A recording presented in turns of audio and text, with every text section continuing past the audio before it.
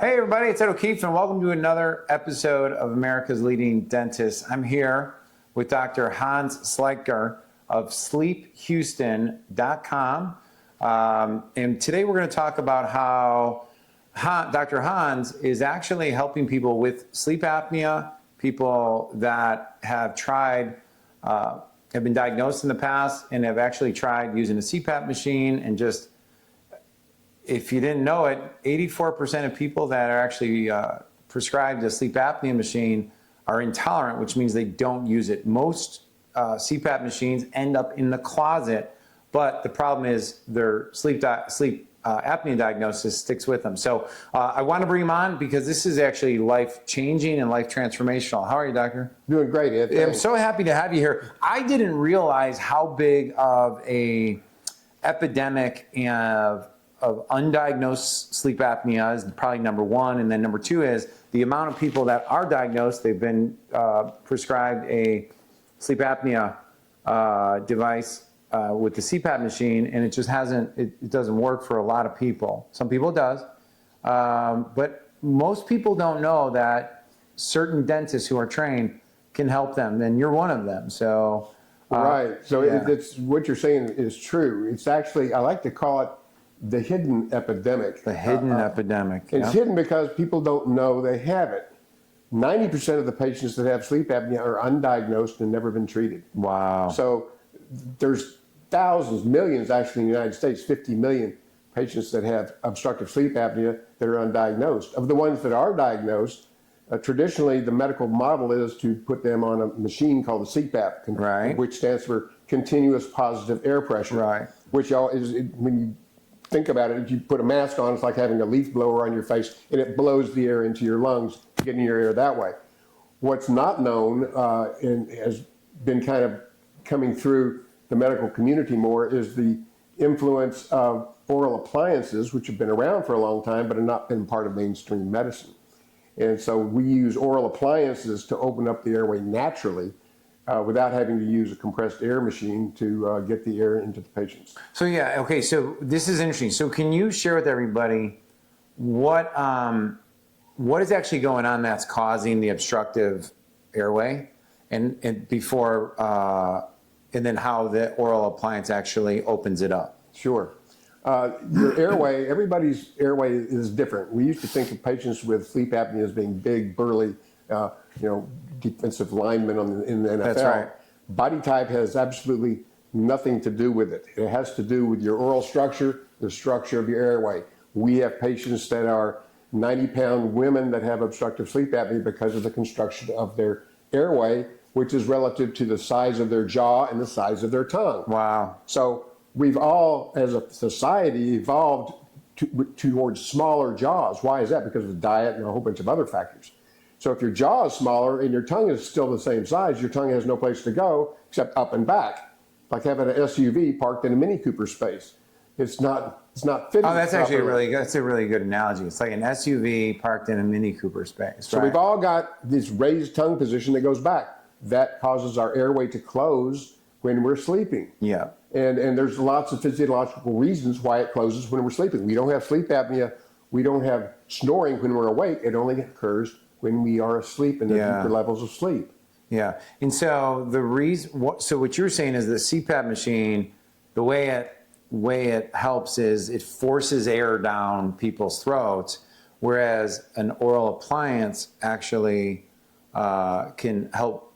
Can you explain how that oral appliance helps? It moves the jaw. Sure. Your tongue, which is the main culprit with sleep apnea, is anchored to your jaw right here behind your front teeth. Got it. Okay? Yeah.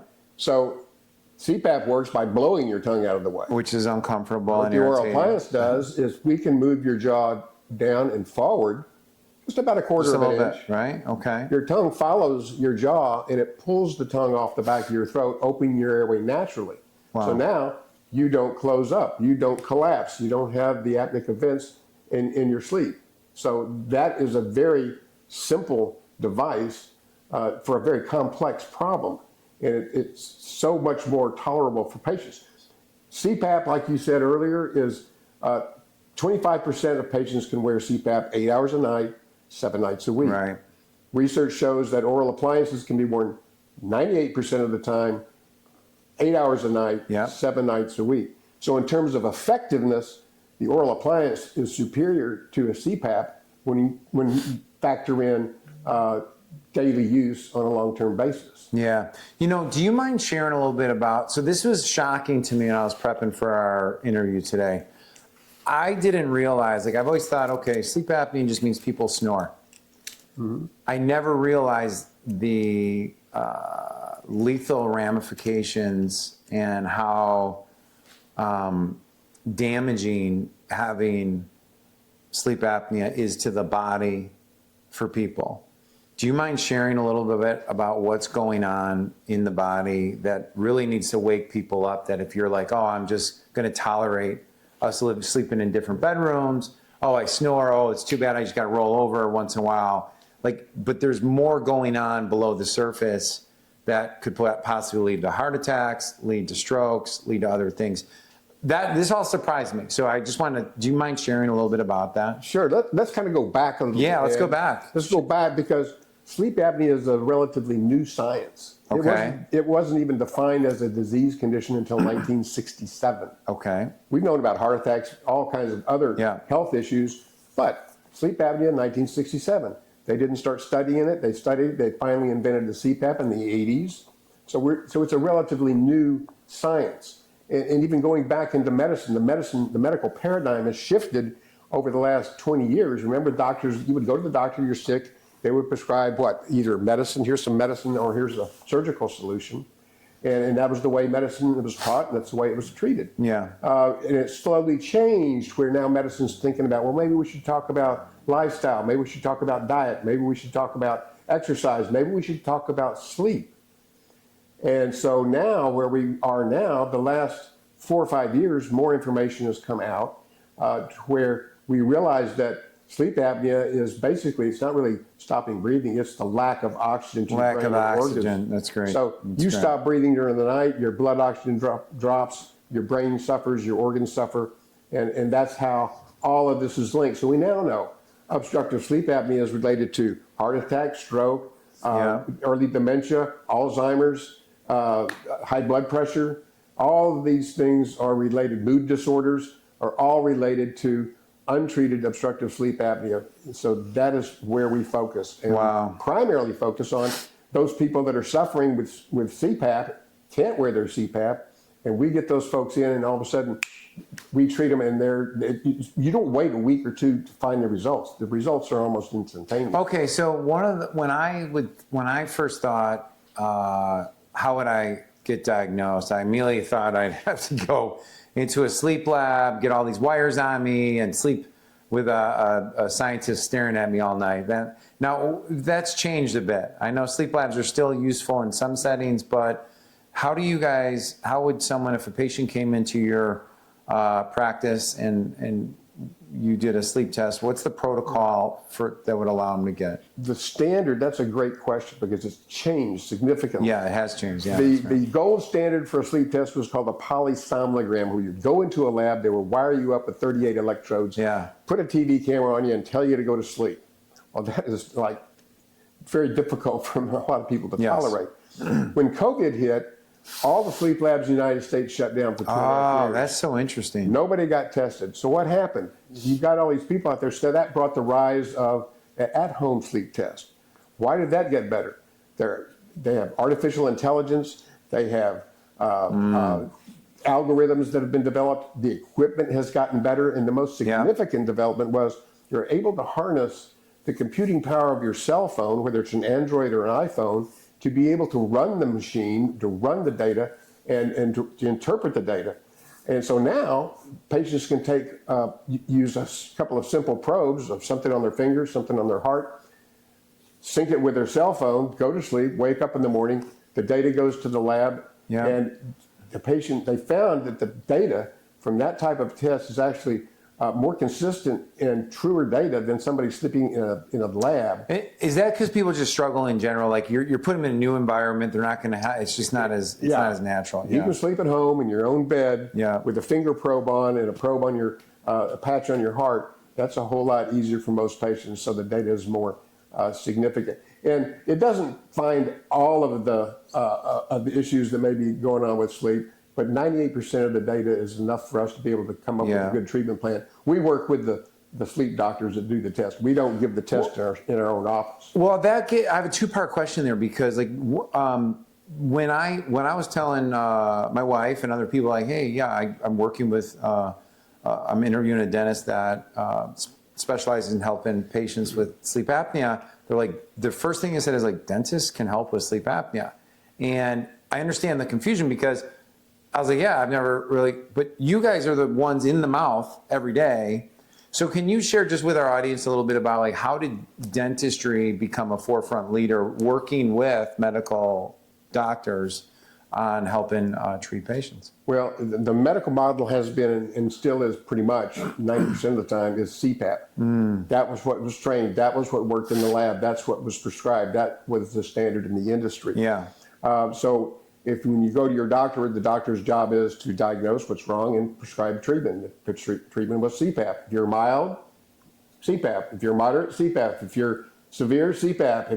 If CPAP doesn't work, try a BiPAP. That was the model. One size fits all. Yeah. Well, what we found out was if we can just, because dentists work in the mouth, we're in the mouth all the time. We can look in the mouth, we can see all the signs of somebody that has obstructive sleep apnea. That's right. What are those signs?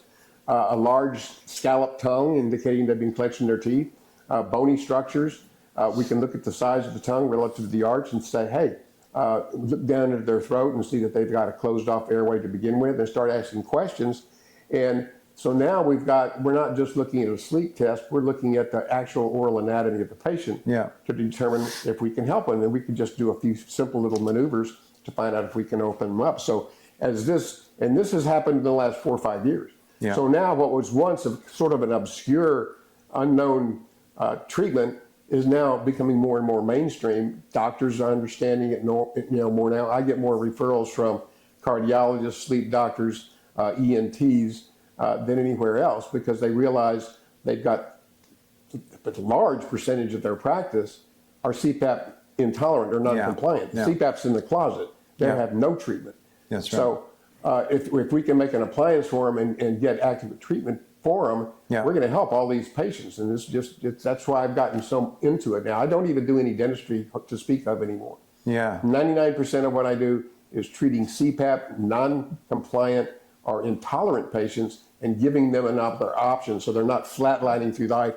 They're enjoying their life, and they're enjoying all the health benefits of getting oxygen to their brain on a consistent basis. Yeah, can you just share, I know you, like a story or two of people that you've helped that have come, can you share like when they've come in, this is what they complained about, and then after you got them on a device, what their new experience looked like?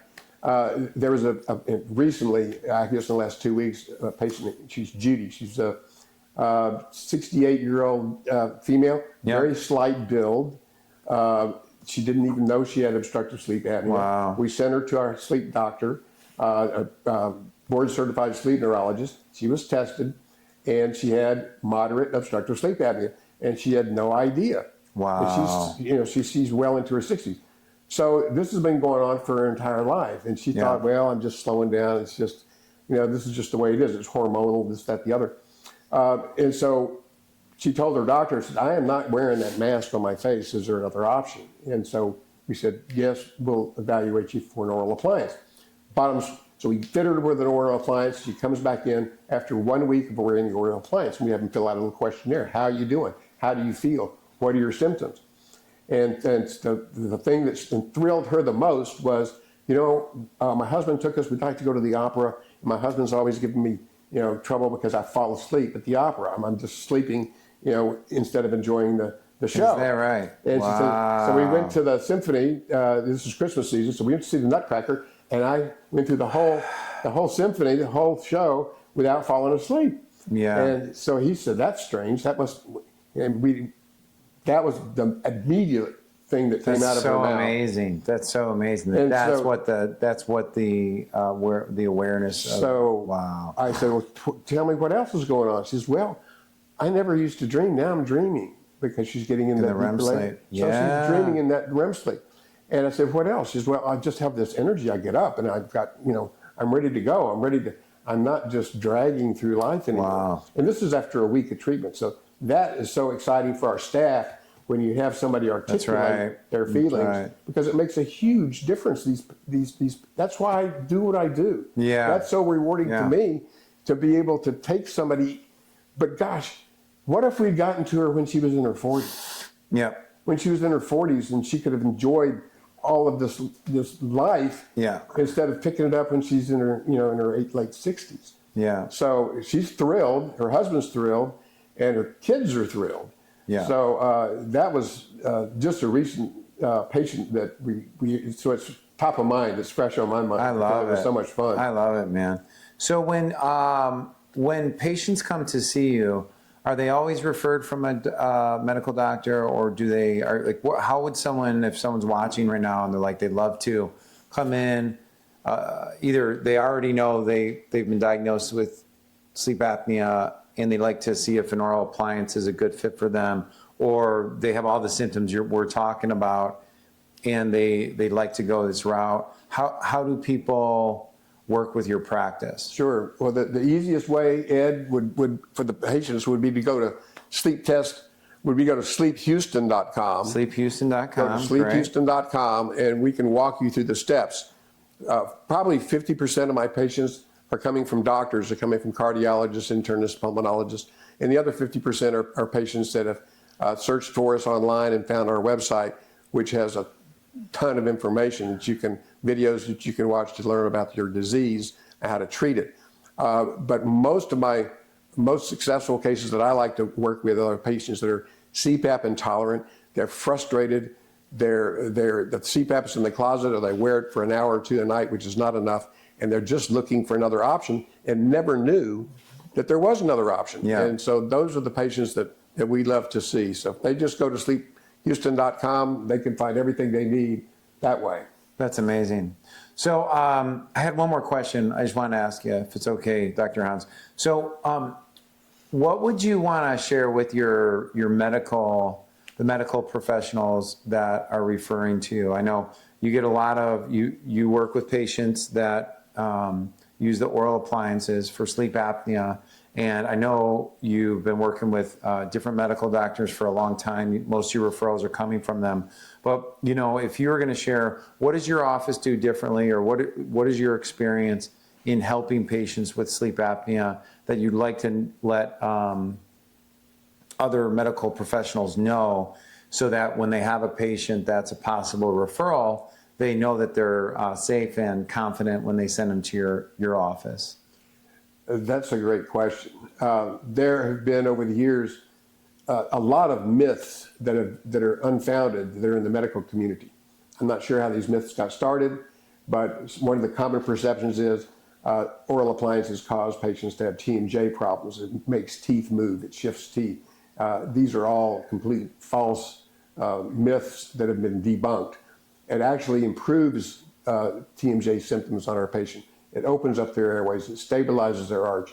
It decompresses the TMJ arch and protects the teeth from any kind of clenching. So those are myths that many of the doctors aren't aware of. Does that come out of, can I ask this question though, does that come out of the belief, or that there is I don't know if it's misconception or if it's true, but that sometimes the orthodontic appliances that kids get or people got earlier in their life are part of the cause? Is that a myth or misconception? No, that's a myth. That's a myth as well. Wow, isn't that something? Because I've heard that one before. Well, in the old days, when orthodontists would treat patients, they did not know about sleep apnea, and they would take out bicuspids. They would take out 1, 2, 3, 4 bicuspids and push everything back. Oh, when they do that, they're pushing the tongue back, so they were inadvertently creating a sleep apnea. So that's where that comes from. That's where that comes from. Okay. So that's the orthodontists typically don't do that anymore because they know more about the airway issues. So great. They're more airway centric. But the other thing that our practice does is a little different. Maybe is I got so into it about 5 years ago. I went and took a 4-year residency in dental sleep medicine. So I'm board certified in dental sleep medicine. That means in our office we use CPAP, we use oral appliances, we use cold laser therapy, positional therapy, myofunctional therapy. We have all different ways that we can treat. It's not like a one size fits all. Yeah. Yeah. We have all the different modalities. So whatever is appropriate for the patient, we're able to figure out. And we work very, very closely with all of our doctors. They're going to get written follow-up reports on every visit that the patient makes. And at some point, we would refer that patient back to the referring doctor to get a follow-up sleep test with the appliance in place to verify that it's actually working. Yeah. So, and a lot of patients don't know what these appliances look like, but this is actually my appliance. I've been wearing this for over 20 years. I've had no ill effects. I breathe great. My teeth haven't moved. I have no T&J issues. Yeah. And instead of putting a mask on my face and all these hoses and contraptions, this goes in and I'm ready to sleep. Wow. My jaw cannot go back. My tongue and my jaw are forward. It's comfortable, no issues. Wow. So, such a simple little device that treats a very complex health issue. Yeah, that's amazing. So if there's medical professionals out there that want to refer people to your office, how would they go about doing that? There's actually a referral source. If you go to our website, you can download a referral. But the best way is just to fax our office to our office number. You can get that off the website. I think it's 866-420-8578 is our fax number. If you'll just fax the patient demographics to us, we'll contact the patient. We'll contact the medical office, the referring source, and tell them that we're in contact with the patient and give them weekly updates or monthly updates on their progress. And your website again? Website is sleephouston.com. Awesome. Awesome. Well, hey, everybody. Thanks for watching our show. Please, if any of this relates to you, if you're out there, if you have questions, if you're CPAP intolerant, please reach out to Dr. Hans and his team. Visit sleephouston.com, get an appointment. There's no pressure, no obligation. We really just want to make sure that the awareness in the public is out there so that more people are getting treated and, we're saving lives and making quality of life better for more people. So have an amazing day, and thanks, everybody. Hope to see you on the next show.